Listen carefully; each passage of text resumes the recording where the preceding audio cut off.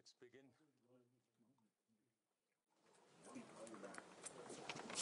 The Meet the Press. As you know, His Holiness' message has already been received, and all the delegates to the religious conference had a discussion on this, and a resolution was passed unanimously by the conference. Resolution of heartfelt gratitude to His Holiness the Great 14th Dalai Lama. On September 24, 2011, during the 11th Tibetan Religious Conference, His Holiness the Dalai Lama, the savior and symbol of Tibetan Tibetans, Dharma King of the Three Realms, said, "As far as 1969, I made clear that concerned people should decide whether the Dalai Lama's reincarnation should continue in the future." His Holiness further expressed, "When I reach the age of Kendun Trup, I will consult the high lamas of the Tibetan Buddhist traditions, the Tibetan public and other concerned people who follow Tibetan Buddhism, and re-evaluate whether the Dalai Lama's reincarnation should continue or not. On that basis, we will take a decision." Consequently, various sections of people, including the participants of the 14th Tibetan Religious Conference, Special General Meeting, Special General Tibetan Conference, Tibetans both in and outside Tibet, Buddhist brothers and sisters from Himalayan region, Mongolia, China, and believers across the globe appealed, and earnest requests with single-minded devotion was appealed to His Holiness the Dalai Lama to continue the institution of the Dalai Lama for the benefit of all sentient beings in general and Buddhists in particular. In response to this overwhelming supplication, His Holiness has shown infinite compassion and finally agreed to accept our appeal on this special occasion of his 90th birthday. Hence, during the 15th Tibetan Religious Conference held in Dharamsala, the participants of the conference, led by eminent lamas of different religious traditions, representatives and devotees, conveyed their heartfelt gratitude to His Holiness the Dalai Lama for his grandeur and kindness, and reached a consensus on the following important points. 1. The participants of the 15th Tibetan Religious Conference, led by esteemed religious heads and realized masters of different religious traditions, made the unanimous resolution to support His Holiness the Dalai Lama's precious words on this significant subject, and this statement shall be made public far and wide. Number 2, the core process of recognizing the reincarnation of His Holiness the Dalai Lama is as per the unique Tibetan Buddhist tradition. Hence, we not only strongly condemn the People's Republic of China's usage of reincarnation subject for their political gain, and we shall never accept it. Number 3, Tibetans both inside and outside Tibet made a pledge to maintain national unity of solidarity and continue to struggle for the just cause of Tibet in a bid to extend wholehearted cooperation to the fulfillment of His Holiness the Dalai Lama's noble wishes and aspirations. So these are the 3 points that we have unanimously resolved on in the religious conference. And today at this the event meet, we have Professor Samdhong Rinpoche, who was a former Kalon Triba and Speaker of the Tibetan Parliament, and Professor Rinpoche right now serves under His Holiness Dalai Lama in the Gaden Phodrang Institute here in Dharamsala. So any questions related to the content of His Holiness' message today, and any questions related to the private office of His Holiness the Dalai Lama will be answered by Professor Samdhong Rinpoche. Anything to do with Kodyon celebration or anything to do with the religious conference on other matters, I will respond to questions if there are any. Hello, sir. This is Krishna from Reuters. My question is, the Dalai Lama, His Holiness the Dalai Lama said in 2011 that he will leave written instructions for the Gaden Phodrang Trust to identify his successor. Has he done anything like that? And could you tell us more about this trust, please? Who are the members? This is a very vital question. Giving instructions when necessary, when there is a transition from one Dalai Lama to another Dalai Lama. His Holiness is in good health, and he promised to live a much long life. So therefore, it is only an indication. Then the occasion comes, he will give the instructions, and it is not necessary at this moment. Is it clear? Details about the trust, is it different from the foundation, please? The differences between... Oh, no, this is the one. The name is the Gaden Phodrang Foundation, the office of the Dalai Lama. That is registered trust. Phodrang Trust of His Holiness the Dalai Lama. It is the same, Both the same. There are three registered institutions related to His Holiness. One is the Gaden Phodrang Trust, which is based in the office of His Holiness the Dalai Lama. Then there is the Dalai Lama Trust, which is also registered in India, which is a non-profit organization. And then there is one Dalai Lama Foundation based in Zurich, in Switzerland. So the Dalai Lama Foundation and the Dalai Lama Trust will have nothing to do with the selection process whenever the time comes. But it will be the Gaden Phodrang Trust who will be responsible for, as per the instruction in His Holiness message today. I hope it's clear now. There are three distinct organizations. Gaden Phodrang Trust, which of His Holiness the Dalai Lama, will be responsible. And if you could tell me who the members are, whenever. Members right now are the board members or the secretaries of the Gaden Phodrang Trust. ये निर्णय तिब्बती पहचान की रक्षा में किस तरह मदद करेगा, विशेषकर उस समय जब चीन तिब्बती संस्कृति को सीमित करने की कोशिश कर रहा है।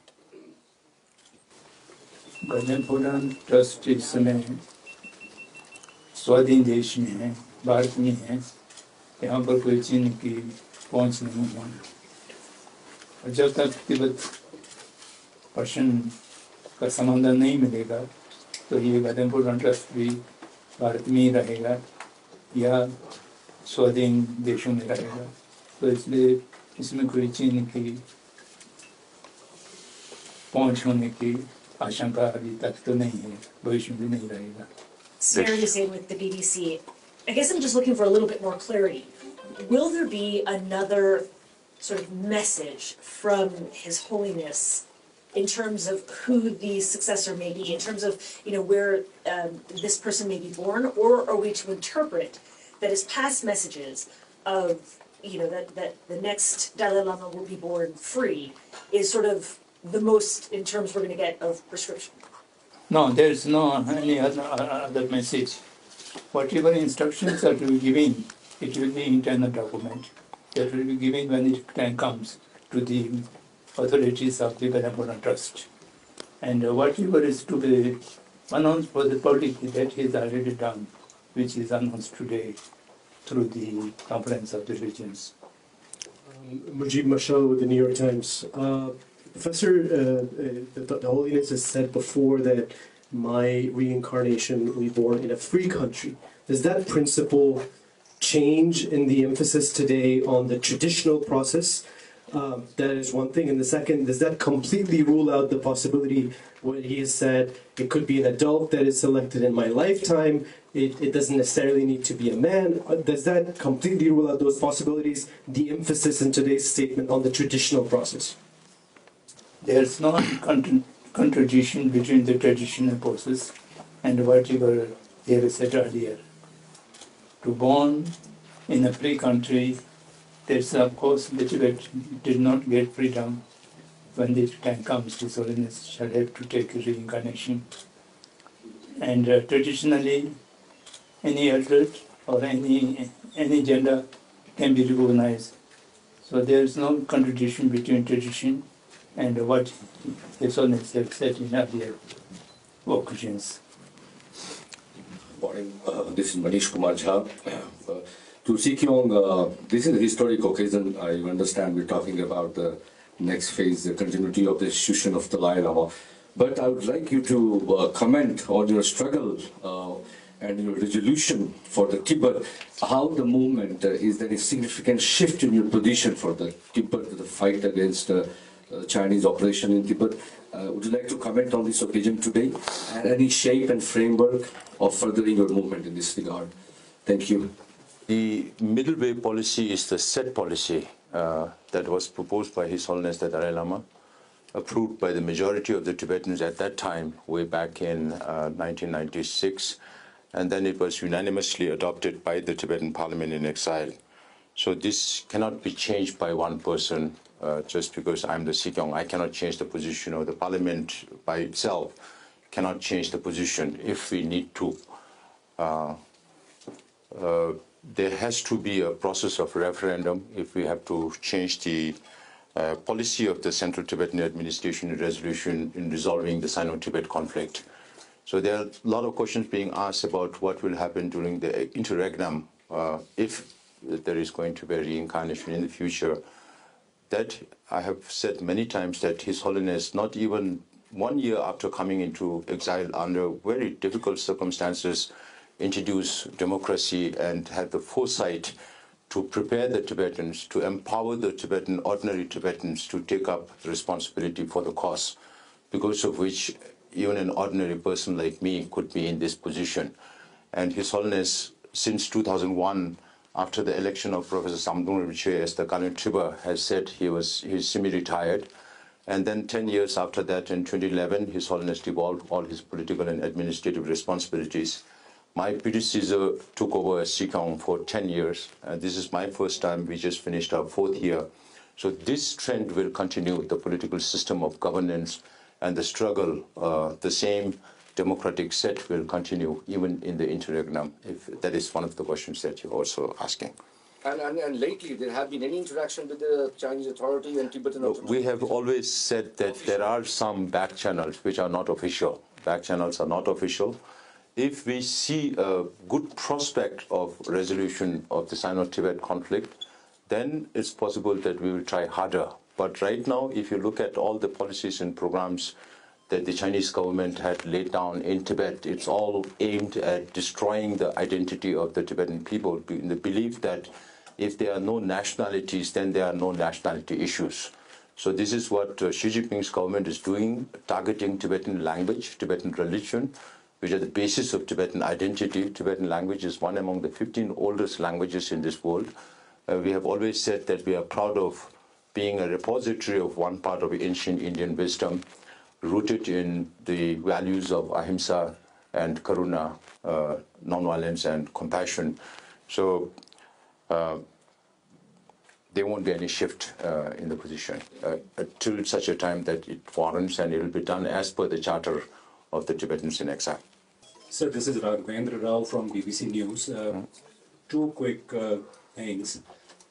Is it fair to say that as per Dalai Lama's message given today, now there is no possibility of him giving any indications about his reincarnation during his lifetime?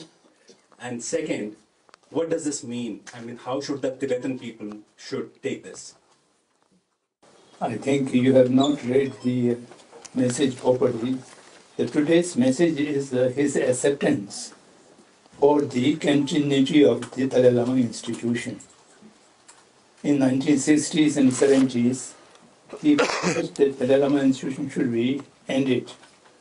Now, whether the Dalai Lama institution should continue or not, it is to be decided by the followers of the Dalai Lama, by the people. And for that, he has announced the declaration in 2011. And in response to the 2011, the whole Buddhist followers, now Buddhist followers, whosoever is interested in the Dalai Lama institution, they have asked the Dalai Lama to continue the institution of the Dalai Lama in future as well. So today's message is acceptance of that request. Now, yes, there will be Dalai Lama institution will continue, and after 14th Dalai Lama, there will be 15th Dalai Lama, there will be 16th Dalai Lama. This was the acceptance. And when it will come and how it will be recognized, these are entirely different questions.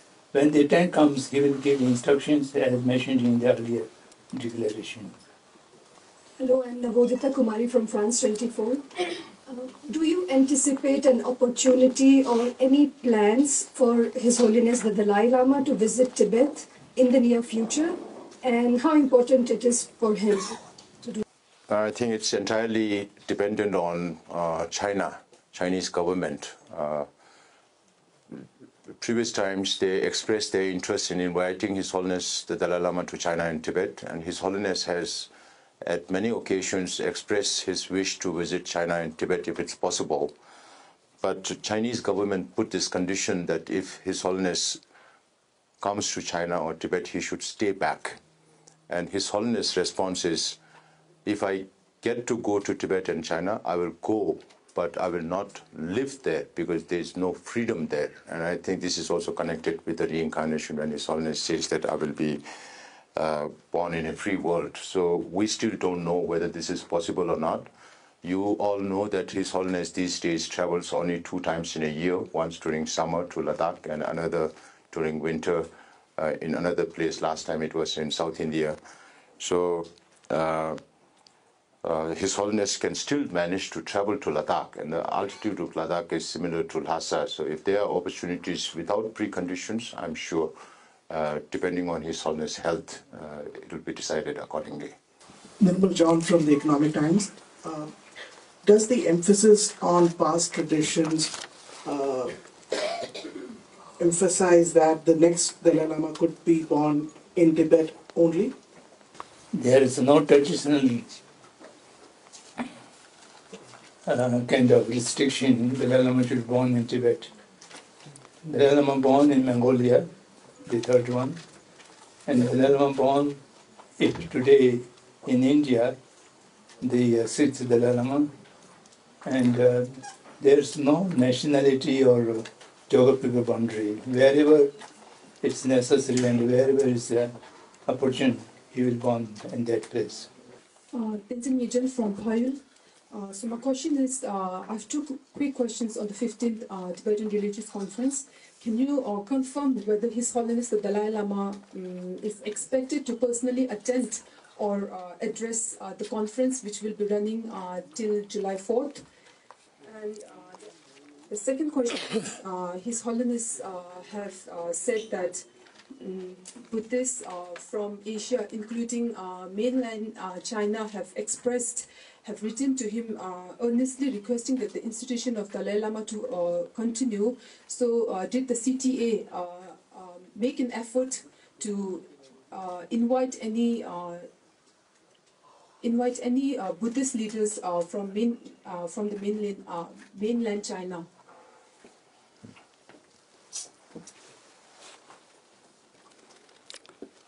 We can confirm that His Holiness will not personally attend the conference here that's being organized here. But the head lamas, all the head lamas of the different traditions and their representatives met with His Holiness briefly this morning.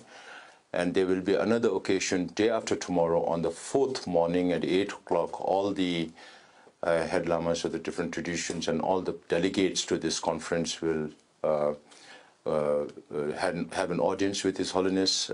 We will read out the resolutions that will be passed tomorrow evening, and then day after tomorrow, His Holiness will also give another speech to the participants, and then after that, followed by that, each of the head lamas and their representatives will speak for 5 minutes each, which will be recorded, but this is out of bounds for the media. The second question, it's not possible to reach out to Chinese leaders. Of course, they reach out to His Holiness office and express their wish for His Holiness to continue with the Kandapona institution. But I don't think that we have not made any effort, and I don't think it's possible for them also to come from China, considering the sensitivity of the situation. Just a quick question to Sikyong, sir. There's a lot of news about funding cuts from the U.S. To your administration. Where does that stand? I know you've made trips since then to discuss. Have that funding resumed? How is that affecting the services delivery of the administration? This is not connected to today's press conference, but however, since the question is asked, I will respond. I have said many times that we budget about $40 million in a year, and out of that, 14 comes from the United States. Another 10 million for projects inside Tibet on which we have no oversight. The USAID those days used to handle those. And out of the 14 million, 2 million, which is part of the PRM, Population, Refugees and Migration, directly administered by the State Department, has been termination has been lifted several months ago. So we are short of 12 million. Out of 12 million, we have prioritized 7 million, which caters to different departments of the Central Tibetan Administration on health, education, rehabilitation, and those kind of things. Out of 12 million, 3 million and 2 million, 5 millions are for two specific projects: capacity building and digitization of library and archival materials, which we intend to preserve till eternity, of all the Buddhist texts that are available. And another 7 million received, 6 million received through Tibet Fund, and 1 million received directly received by three departments: education, health, and home.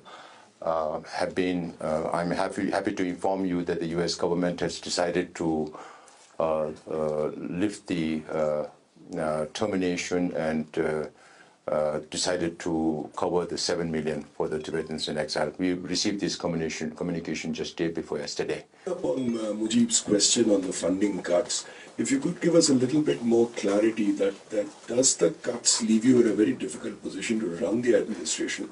Broad question. And if so, are you looking out for funds from some others, sources? And how successful have you been in that? I like to believe that we became a collateral damage in the whole process where the U.S. government decided to cut foreign assistance. And we have been working very hard with the U.S. Congress, with the State Department and the National Security Council to restore the funding back. It does pose problems when a part of your budget gets cut. We have to shrink the budget and things like that, reduce the cost, but it's not going to kill us. That's what we can say. It's not going to kill us. Fortunately, right now we are in a better position financially overall of the Central Tibetan Administration, but it does affect the momentum of the work that we have set in. So we lost 6 months from January to now, so that also affects us. And we did manage to get some stopgap arrangements from other governments. Also, we'll be looking forward to diversify our sources in the future.